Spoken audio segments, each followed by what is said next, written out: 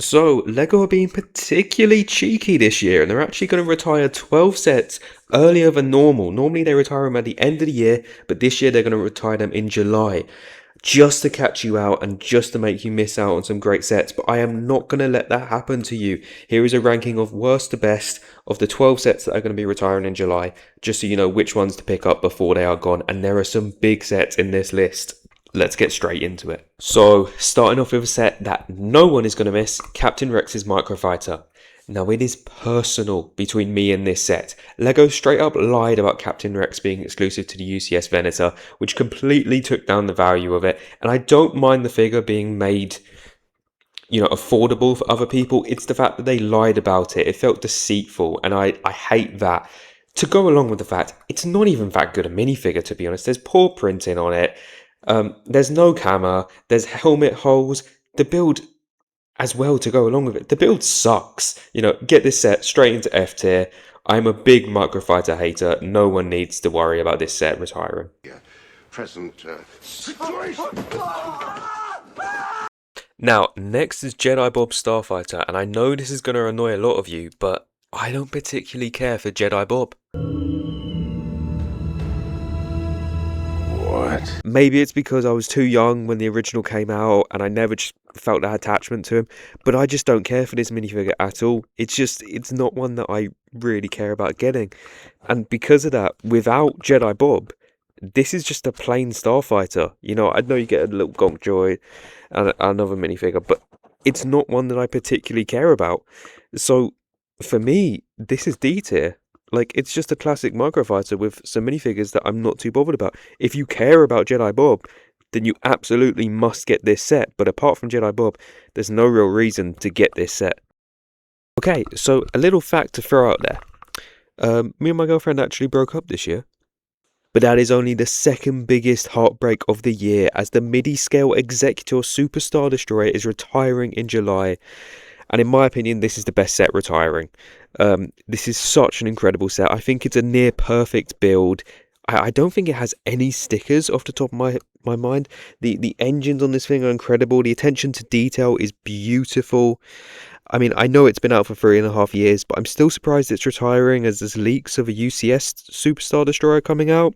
But then again, those are only leaks, so maybe, it might not be true. But still, I am certain that this is going to jump up in price massively. And if you haven't got this set yet, you absolutely need it. And you can tell it's a good set because I haven't seen it on sale anywhere. So get it as quickly as possible, because this is genuinely one of the best sets that is retiring in this set. Easy S tier. Next up is the 501st Battle Pack, and if you want to make a Slop Trooper army, then go for it. This battle pack is for you. It's brilliant for that. But for anyone else, this is terrible. So I'm not even going to go into too much detail about it. Just F tier. The next set that's retiring earlier this year is the TIE Bomber. This is a pretty solid set that I've seen on sale. I wouldn't necessarily rush to buy it. I think we've had so many TIE Bombers in the past, and we will get more TIE Bombers. The minifigs as well to go with this is, they're not bad minifigures like Darth Vader and the TIE Fighter Pilot. They're good minifigs, but we will see them again, and it's not the last chance to get these sets. So for me, I'm just going to place it in B tier. It's a solid playset. £60 is a little bit pricey, but if you can get it cheap, I would go and get it. But again, you don't need to rush to buy this. Also retiring this year, the midi-scale Acclimator. Now, this is a really cool build. I'm a big fan of it. I'm a big fan of all the midi-scale ships. I would recommend to get this. What I will say is it really depends on your opinion. Now, it's quite an obscure ship, so I really doubt LEGO are ever going to remake this. So if you want it and you're tempted to get it, I really think you should get it now, because I doubt you'll be able to get it again. But also, because it's quite obscure and it's not really as recognisable as other ships, you may be better off going for the midi-scale Venator, because that's probably a better and more recognisable build.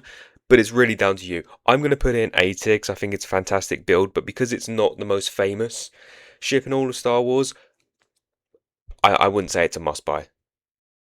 Next is ObiWan Starfighter. Again, pretty cool set, not too pricey, only £30, and you can probably get it on sale as well. This will be remade though at some point. I'm sure we will get another ObiWan Starfighter, hopefully an ObiWan Jedi Interceptor. We haven't had that for a while. Something that does really boost this set is Tarn Wei. That's a minifigure that we definitely don't get too often, and that's a big plus because if you really want that minifigure, you're not going to get that for a while. So just because of that, I've put this in beta. Speaking of Jedi Interceptor, the next set that's retiring is Ahsoka's Jedi Interceptor. Now, this set was where prices started to go up a little bit. The ObiWan Starfighter was out for a little while. I think it was extended to kind of match Slave One.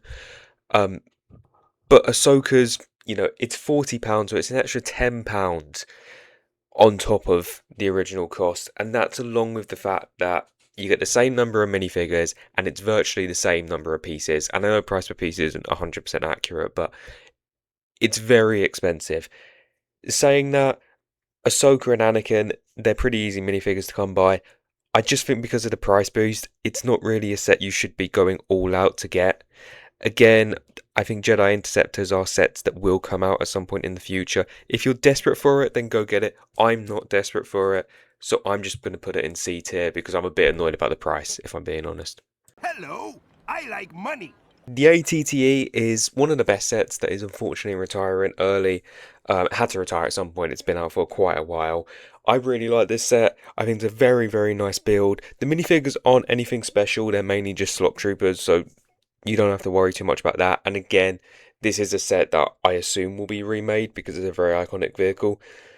But still, based on, the Republic Juggernaut that came out, you cannot guarantee that these new sets coming out are going to be any good. So I would recommend going out and getting it if you can. I'm going to put it in A tier because I think it's a really, really good set, apart from the minifigures, but the actual build is very, very good. So another set that's going to retire this year after quite a long shelf life is Captain Rex's helmet. Now, I love the helmet sets. I think they're fantastic. I think they'd be even better if they would have included minifigures with them, which, in my opinion, the Captain Rex minifigure would have gone along, a hell of a lot better with this set rather than the Microfighter as sort of the affordable way to buy that minifigure. But nevertheless, it doesn't come with a minifigure. And I very much doubt we'll ever see this helmet again. Obviously, they cancelled helmet sets before and then brought them back. It looks like they're going more with busts for the future, with the Yoda and the Darth Vader bust coming out.